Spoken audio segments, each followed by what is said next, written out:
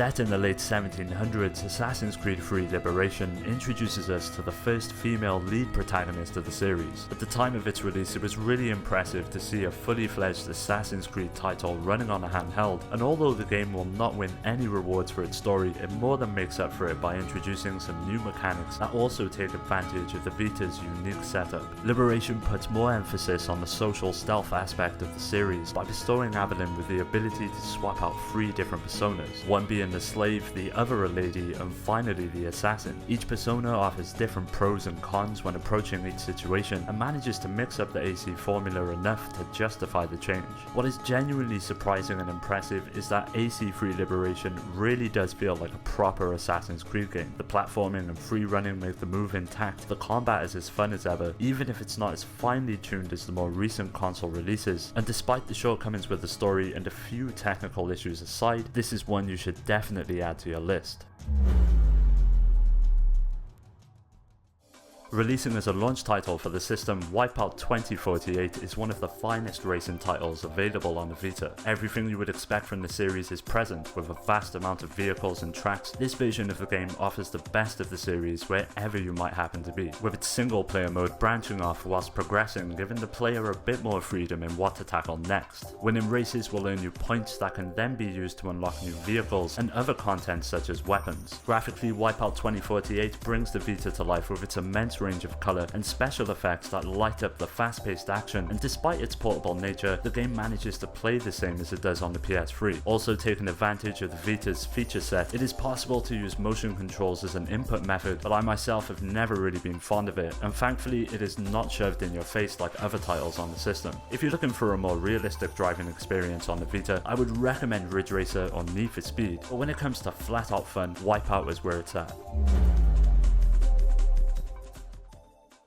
As a console, the Vita promised us a lot, true AAA gaming on the go, and with the likes of Uncharted already proving it was possible, Killzone would be the game to fully cement the notion. This is truly a fully fledged FPS experience in the palm of your hands. An incredible single player mode and a huge array of multiplayer options make this one of the Vita's most essential games. As a mercenary, there is no good or evil, you fight for nothing but cash across the 9 missions that make up the narrative, with progression being tightly tied to your funds, allowing you to upgrade your weapons and armor, which are all suited to your style of play. May that be stealth or just balls out shooting, there is enough here to satisfy all types. Graphically, the game is absolutely stunning, and considering that it is all running on handheld hardware, it's a real testament to the Vita's viability as a AAA gaming console on the go. Although there are other first-person shooters available for the system, I would say Killzone has all of the right ingredients that add up to something truly special. If you're looking for the best fighting experience on the PlayStation Vita, look no further than Ultimate Marvel vs. Capcom 3. At its core, it's a 2D fighter that brings together 2 popular franchises, that being Marvel and the many colourful characters of Capcom. Best of all, this is not some dumbed down portable game, but rather a fully fledged console experience that brings with it a total of 48 characters, opening up a variety of different ways to approach each match. There are plenty of modes available, including online, as well as a Heroes and Heralds mode that acts as the version's shadow feature from the original console version. It requires you to collect cards which unlock additional abilities for your characters, and is sure to keep you busy due to its addictive nature. Visually, Ultimate Marvel vs. Capcom 3 is stunning, and what essentially feels like a pocket-sized version of the main console release, albeit with a few frame rate hiccups that can occur when the action on screen intensifies, but nothing that truly impacts the gameplay.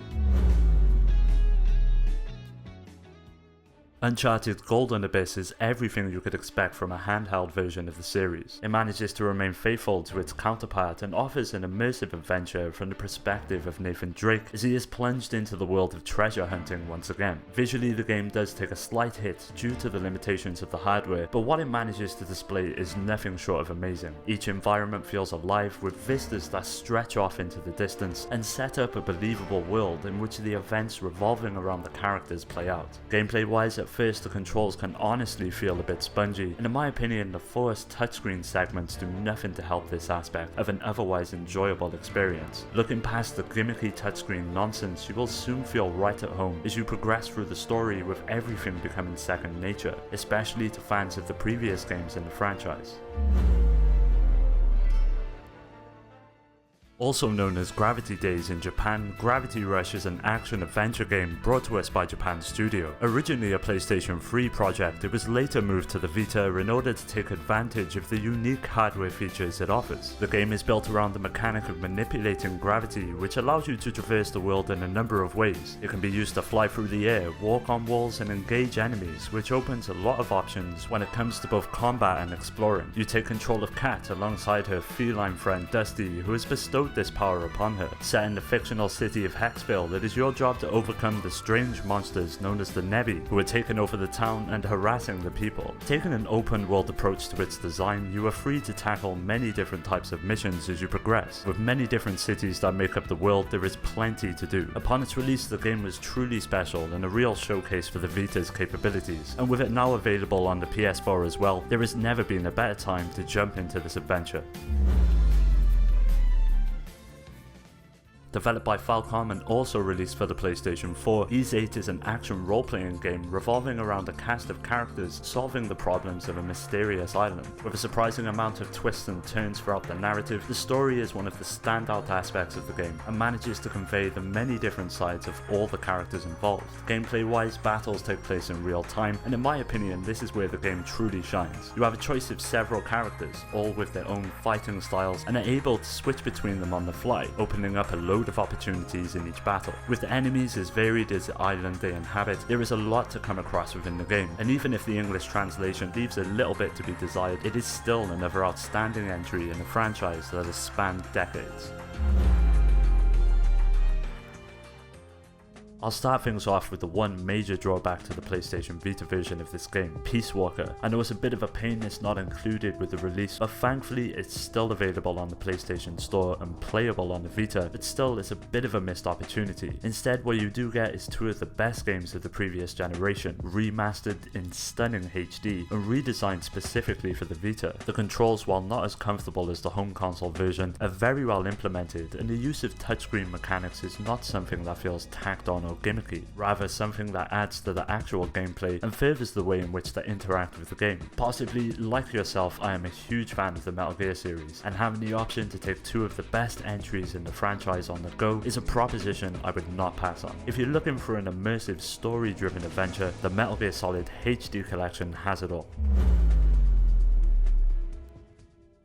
Final Fantasy X follows Tidus, a famous blitzball player, as he is transported from his hometown of Zanarkand to the world of Spira by a menacing force we discover to be called Sin. Unaware as to exactly what has happened to him, the game's 50+ hour journey consists of an intertwining plot that slowly uncovers the secrets of when, why, and how Tidus is being transported to Spira. As you would expect from most RPGs, battling and leveling up your characters are the main focal point of the adventure, but where Final Fantasy X differs is with the sphere grid that it introduces. As you gain experience in Final Fantasy X, you are instead awarded sphere levels, which allow you to move around the grid, gaining upgrades for health and magic, strength, new abilities, and much more. I really enjoyed this aspect of the game and the way in which it promotes freedom, allowing to mix and match abilities to your specific style of play. If you own a Vita and are a fan of the RPG genre, this one deserves a place in your collection.